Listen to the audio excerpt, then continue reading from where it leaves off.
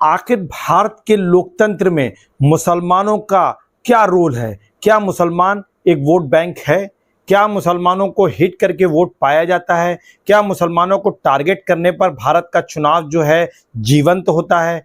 क्यों किया जाता है मुसलमानों को टारगेट? कभी आपने गंभीरता के साथ इस पर विचार किया है? क्यों? क्योंकि जब चुनाव आता है तो आप हिजाब की बात करते हैं, जब चुनाव आता है तो घुसपैठिए की बात होती है, जब चुनाव आता है तो आतंकवाद की बात होती है, जब चुनाव आता है तो लिबास की बात होती है, जब चुनाव आता है तो मंगलसूत्र की बात होती है, जब चुनाव आता है तो पाकिस्तान खुश होगा ऐसा कहा जाता है, जब चुनाव आएगा तो मुसलमान मिलकर के कांग्रेस की सरकार क्यों बनाते हैं ऐसा प्रधानमंत्री जी कहते हैं। आखिर क्यों मुसलमानों को टारगेट किया जाता है?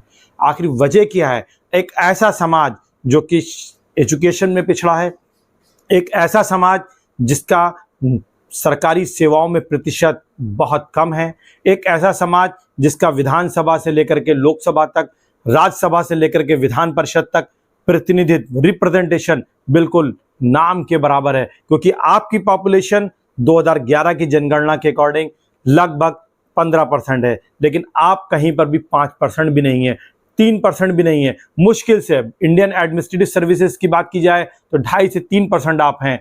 एडमिनिस्ट्रेटिव इंडियन पुलिस सर्विसेज की बात की जाए तो वहां भी आप 2-2.5% हैं। आप किसी भी सेवा में चले जाएं, आप इंडस्ट्री में चले जाएं, आप लोकल अपने ज़िले को देखें, अपने शहर को देखें, वहाँ के व्यापार को देखें, बिजनेस को देखें, वहाँ पर आपके कितने शॉपिंग मॉल्स हैं, कितनी आपके पास सोने की दुकानें हैं। कहीं आप हैं? आप तो कारीगर तबका हैं, आप तो कारीगरी जानते हैं। आप अब्दुल तो पंचर बनाता है, अब्दुल तो सिलाई करता है, आप उस समाज से आते हैं, लेकिन इसके बावजूद अब्दुल से खतरा है ऐसा क्यों दिखाया जाता है? ऐसा क्यों बताया जाता है? इसके पीछे का गणित क्या है? इसके पीछे की राजनीति क्या है? अगर आपने ये नहीं समझा तो अब्दुल का शोषण हमेशा होता रहेगा। क्यों? क्योंकि एक तरफ आपको अब्दुल का डर दिखाया जाएगा और एक तरफ आप से अब्दुल का वोट लिया जाएगा, लेकिन जो अब्दुल का वोट लेगा वो भी आपका बहुत ज्यादा सहयोग नहीं करेगा, और जो आपका डर दिखाता है वो तो ओपनली आपके खिलाफ है ही। कभी आपने इस पर विचार किया है? क्या आपका समाज इस पर विचार करता है? क्या आपका समाज इस पर सोचता है?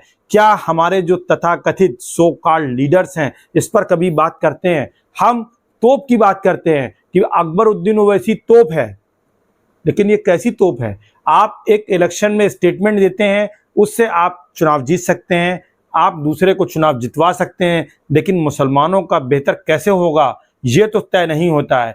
आज मुसलमानों के जो लीडर्स हैं, जो मुसलमानों की लीडर्स की एक बड़ी जमात में उलेमा हैं, वो भी इन सारी चीज़ों पर नहीं बोलते हैं। आखिर वजह क्या है?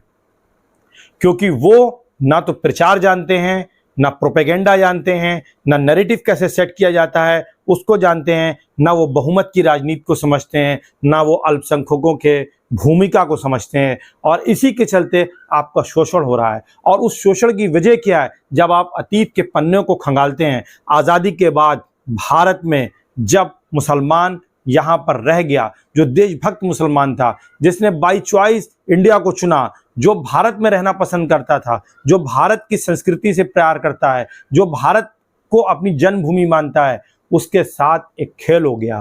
वो एक वोट बैंक बन गया किसी एक पार्टी का, और उसको वोट बैंक कांग्रेस ने नहीं बनाया, उसको वोट बैंक आपके सो कॉल्ड लीडर्स ने बनाया। उन्होंने अपनी मोनोपोली समाज पर रखी, उन्होंने धार्मिक चोगा भी पहना, और उन्होंने साथ ही साथ राजनीतिक लाभ भी उठाया। आपको क्या मिला?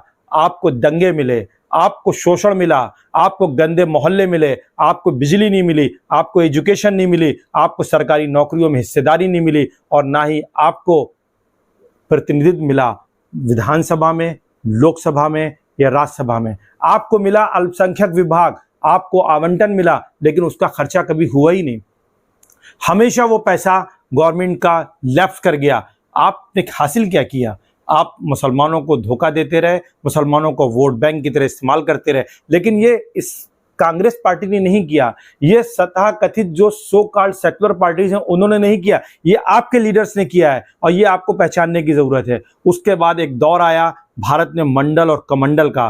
पहले मंडल आया, बाद में कमंडल आया। मंडल क्या है? मंडल भारत में पहले से जातियों के आरक्षण के लिए एक कमीशन बनाया गया था। पहले काका कालेलकर कमेटी बनाई गई 1956, 53 और 56 में उसकी रिपोर्ट आई और उसके बाद फिर मंडल कमीशन एस्टैब्लिश हुआ और मंडल की रिपोर्ट को जो है वीपी सिंह ने लागू किया और उसके बाद ओबीसी वर्ग को आरक्षण दिया गया, जिसका विरोध तथाकथित जो उच्च जातियां उन्होंने किया। उन्हें लगा कि आज जो प्रशासन पर उनकी पकड़ है, आज जो राजनीतिक व्यवस्था पर उनकी पकड़ है, आज देश के संसाधनों पर जो उनकी पकड़ है, ये इस आरक्षण के चलते वो पकड़ ढीली पड़ जाएगी और उसको काउंटर करने के लिए कमंडल की पॉलिटिक्स आई। और इसी कमंडल के ये टूल्स हैं मंगलसूत्र, इसी कमंडल के सूत्र हैं आतंकवाद, इसी कमंडल के सूत्र हैं। इसका अर्थ ये नहीं है कि आतंकवाद एक समस्या नहीं है, निश्चित रूप से भारत में आतंकवाद एक समस्या है, लेकिन वो पाक स्पॉन्सर्ड आतंकवाद है। भारत का मुसलमान आतंकवाद के साथ नहीं है। भारत को आतंकवाद की समस्या का सामना पाकिस्तान की वजह से करना पड़ता है और पाकिस्तान आतंकवाद का सहारा इसलिए लेता है क्योंकि वो बांग्लादेश की हार का बदला लेना चाहता है, जिसमें वो कभी भी सफल नहीं हो सकता है। वो कभी भी कश्मीर को भारत से छीन नहीं सकता है। कश्मीर भारत का अभिन्न अंग है। ये भारत का एक एक मुसलमान इस बात को दिल से भी मानता है और इसके लिए समय आने पर उसने हमेशा, चाहे वो मेजर उस्मान हो और चाहे वो वीर अब्दुल हमीद हो, उन्होंने ये साबित करके दिखाया है। लेकिन मुसलमानों को आतंकवाद के साथ जोड़ा जाता है, लेकिन मुसलमानों को किसके साथ जोड़ा जाता है? पाकिस्तान के साथ जोड़ा जाता है। और ये ऐसा इसलिए किया जाता है, 10 साल से बीजेपी की सरकार है। रोहिंग्या की समस्या बीजेपी के सामने 10 साल रही है, उन्होंने क्या इसका समाधान किया? कोई सवाल पूछ सकता है? क्या इसका कोई जवाब है कि 10 सालों में रोहिंग्या की समस्या का समाधान करने में बीजेपी कितना सफल रही?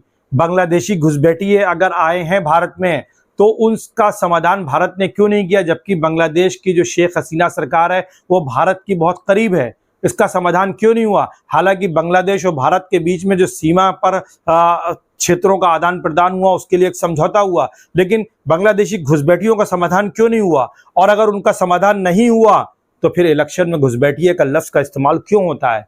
कोई ये सवाल करता है? क्यों दुख दिया जाता है मुसलमानों को? इसलिए क्योंकि आपके ऊपर राजनीति की जाती है। देश में असली संघर्ष आरक्षण का है। देश में असली संघर्ष संसाधनों पर दलितों और पिछड़ों आदिवासियों का रहेगा या अपर कास्ट का रहेगा, इसका है। और इसके लिए बलि का बकरा जो है मुसलमानों को बनाया जाता है और इस चीज़ को समझने की आवश्यकता है। हमें ये बात बताने की ज़रूरत है कि हम आरक्षण के विरोधी नहीं है, लेकिन हम साथ ही साथ अपर कास्ट के भी विरोधी नहीं है, लेकिन दोनों अपने संघर्ष में है और उस संघर्ष में हमको फुटबॉल की तरह इस्तेमाल किया जा रहा है। और एक बात निश्चित है, भारत एक लोकतंत्र है। बाबा साहब भीमराव अंबेडकर ने इस देश के संविधान को बनाया है और लोकतंत्र में सत्ता और सरकार उसी की होती है जिसका बहुमत होता है। इस देश का बहुमत पिछड़ों के साथ है, इस देश का बहुमत दलितों के साथ है, इस देश का बहुमत आदिवासियों के साथ है। निश्चित रूप से जिसका बहुमत है, आज नहीं तो कल वो इस देश पर राज करेगा, स्वतंत्रता पूर्वक राज करेगा। और जिस तरीके से चाहे वो मंडल से उपजी हुई जातियों आधारित राजनीतिक दल हो या बीजेपी की सोशल इंजीनियरिंग हो, आज छोटी छोटी जातियों का जिस तरीके से सशक्तिकरण हो रहा है, पिछड़ी जातियों का सशक्तिकरण हुआ, ये किस तरफ इशारा कर रहा है? ये देश में पिछड़ों की क्रांति की ओर इशारा कर रहा है। आने वाला समय पिछड़ों का है, आने वाला समय दलितों का है, आने वाला समय आदिवासियों का है। और इनके समय को, इनके उत्थान को, इनके उरूज को रोकने के लिए मुसलमानों को एक टूल की तरह इस्तेमाल किया जाता है, जहां आपको कभी हिजाब का सामना करना पड़ता है, कभी आपके साथ पीलू खान की घटना होती है, कभी आपके साथ मंगलसूत्र का मसला आता है, कभी आपको घुसपैठिया कहा जाता है, कभी आपके लिबास पर सवाल होता है, कभी आपकी मस्जिद पर हमला होता है। अब सांप्रदायिक दंगे नहीं होते हैं। सांप्रदायिक दंगों का, कम्युनल वायलेंस का दौर खत्म हो चुका है।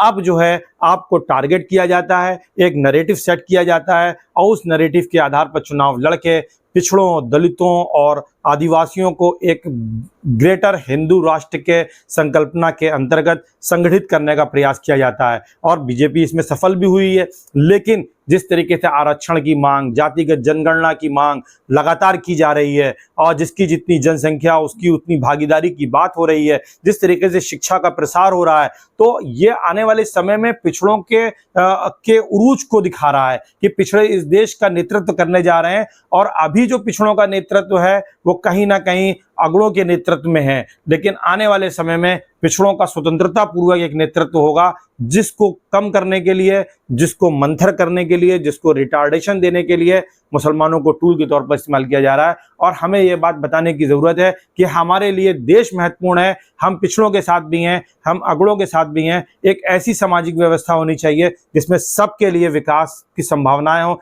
जिसमें सब आगे बढ़ सके और किसी का शोषण ना हो। आपको ये हमारा एनालिसिस कैसा लगा? Thank you so much.